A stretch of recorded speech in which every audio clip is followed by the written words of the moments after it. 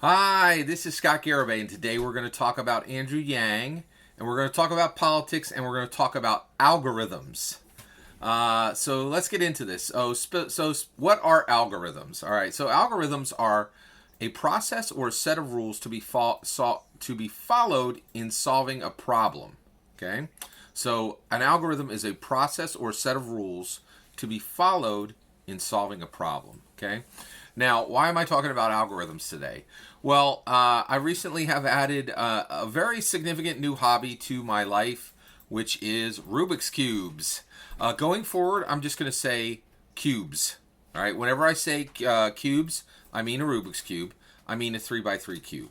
So Rubik's Cube has three layers, and each one has, there's three axes, three corners, three edges. Traditional Rubik's Cube, a 3x3. Okay. And so recently I've made Rubik's Cube a pretty big part of my life. It's really been a fantastic addition to my life. It's really been rich. Rubik's Cubes have like kind of whipped through the Garibay household. There's at least well over half our family is now solving cubes daily. And I am solving cubes. And so, one, I started it. I started it in our household. And it's just really taking over our household for a whole lot of reasons. Cubing is an amazing hobby. Here's some of the awesome benefits of it. It's super cheap. The best cubes, by the way, the best cubes are very cheap. Like super high end cube. One of the best cubes in the world can be bought for like $60, and you can buy super good cubes for anywhere from $8 to $20, right? And so we buy speed cubes now, and we have a lot of them. And so you can buy new cool cubes. They're very cheap. They're incredibly portable. You can solve them very quickly, so they're not time consuming. You're not staring at a screen. Cubing has a huge number of awesome advantages, right? But one of the reasons why I often pick up new hobbies is when you do, you get to see people, processes, and tools, right? So the cubing has its own community. There's some amazing genius people in cubing that I'm really excited to be meeting. It has its own processes. Algorithms are part of those processes. And we're going to dive deep into algorithms in a minute. We're going to talk about how they connect directly to Andrew Yang and to American politics, right? And then the tools, the cubes themselves, they really are amazing. I could talk for 3 hours on cubes, right? And I learned a lot about cubes. They're pretty incredible. It's its own topic. I'm going to put that on the shelf and move forward. Okay. So let's talk about algorithms. Oh, and so one of the reasons why I love adding new hobbies is when you dive into a hobby and you see the people, processes, and tools of a hobby, it really kind of unlocks some corners of your brain that you didn't really know were locked before, right? And it helps you to understand things that you've thought about deeply a lot better. And I will tell you right now, there is a huge wealth of wisdom to be found about American politics and about Andrew Yang when it comes to cube algorithms. So let's talk about it. All right. So when you go to solve a cube, okay, solving a cube is incredibly difficult. A cube has 43 quintillion combinations. It is outrageously difficult to if somebody hands somebody else a cube and they don't know what they're doing, it is incredibly difficult to solve that cube, right? And if it's been scrambled. It would be impossible for most people to solve a Rubik's cube, to solve a cube in less than an hour if they were handed a cube. It would be utterly impossible. Okay, so with that said, right, because there's so many different combinations and there's so many different ways, right? So what does that have to do with politics? Well, here's the thing, right? We currently have a scrambled cube. American politics is a scrambled cube, right? Well, that's a good question, right? So let's think of American politics as a scrambled cube, right? That's a really good point. So let's think of American politics as a scrambled cube, okay? If you think of American politics as a scrambled cube, we're trying to get us to a solved state, right? We're trying to turn the layers in the correct algorithm, in the correct way, so that it's solved, and so that all the faces are the same color, right? And that it's in a solved state, right? And that's what we want for America. What's a solved state for America? That's a really good question, right? So one of the things is, before we go even a second further, when I started doing cubing, the first thing I thought about, as soon as I started cubing, when you're doing cubes and you're driving 100 miles to a cubing competition, you think to yourself, is America already in a solved state? Right? It's a big question, right? So one of the things is America scrambled, or is it in a solved state, right? And I think before we go even further, and this is exactly the reason why I'm voting for Andrew Yang. He thinks like this, right? He's thinking, hey, are we in a solved state now? And guess what? America may be incredibly close to a solved state right now, right? Why would I say that, right? I'm catching myself. I said right there, I'm trying to reduce that. Okay. All right. So here we go. So why would I say America may be close to a solved state? Well, we're at a point where Andrew Yang is saying we can give every living American $1,000 a month. He's 100% right. We can absolutely afford that. We have a ton of billionaires and millionaires.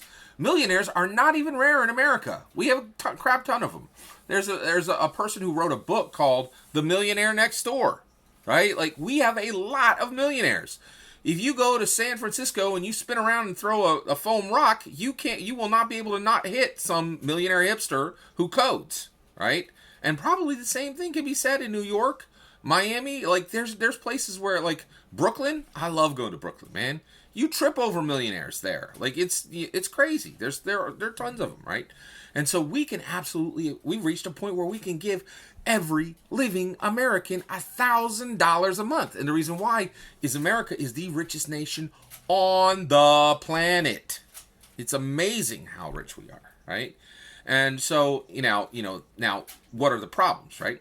So, and why could we say that we're already in a salt? Why is it possible that we're already at a salt state or incredibly close to a salt state, right? Well, one of the reasons, as soon as you say this, right, people are like, well, what about homelessness? It's a great question. It's a fantastic question. I think homelessness is one of the biggest questions in America right now, right? And so, and it's a big one when we come to a question like this with solved state or scrambled state. Is American politics in the solved state or a scrambled state, right? So here we go. Boy, that's going to be terrible getting rid of that tick. Sorry. So I'm working on it, people. I'm aware of it. All right. So let's dig into it. Okay. So solved state. It just drives me crazy every time I catch it. I apologize. I'm aware of it because it's just coming up in the comments so much. People are just saying it like that. I got to get rid of this.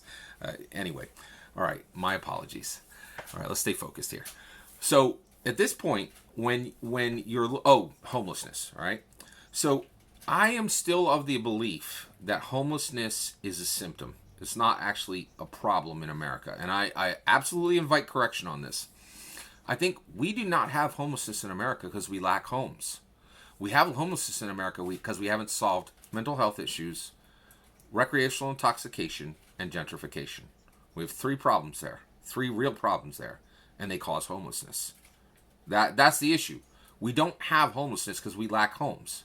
We have homelessness because we haven't solved mental health issues, we haven't solved gentrification, and we have not solved the problem of recreational intoxication. That turns into worse problems, right? That's the issue. And so, but America is doing incredibly well, and I really feel the Democrats need to really talk about this, because one of the reasons why so many people ignore politics is there is so much noise and so little signal. And the Dems have a problem on this side. There are a lot of Dems who are like, the sky is falling. And man, oh man, has there been a ton of noise when it comes to Trump, right? There was so much the sky is falling that we really have created a boy that cried wolf situation, right? They call it, the Dems nonstop called him a fool, and who fears a fool? Who thinks a fool is going to be able to accomplish anything? And Trump has wrecked the Dem for 4 years, absolutely owned him left and right, and so. One of the issues is we need to be consistent, right? And so one of the issues is, and I definitely think Andrew Yang has been bringing more signal for this than noise, and acknowledging we've done a lot in America and we have a strong system, and we want to make it better. And also, we have the possibility with Andrew Yang of unlocking Camelot. Like, that's one of the reasons why I really want to go to Andrew Yang in some ways. I actually believe America is close to a solved state when it comes to where we're really at. And honestly, I know this is painful. I know this is painful, and I know this is a really unusual thing, because especially when you got somebody like Bernie out there who's like, the world's burning, the sky is falling, we're all, the doomsday clock is 100 seconds from the end of the world. That last one is not an exaggeration. That's literally where they put that figurative clock, right? And it's, but the reality is we need to start speaking truth. And I think Andrew Yang has been doing a good job of this, right?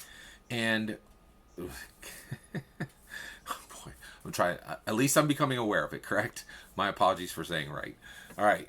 So basically we're coming close to the solved state, and we need to acknowledge this as Yang Gang.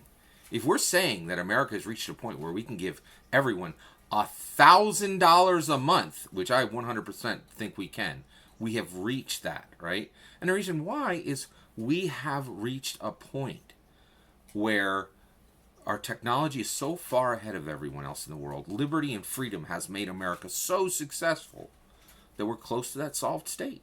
And we can do this Camelot move, this King Arthur move, giving everybody $1,000 a month and saying no one ever will not have the money to put food in their mouth and not have to put shirt on their back, right?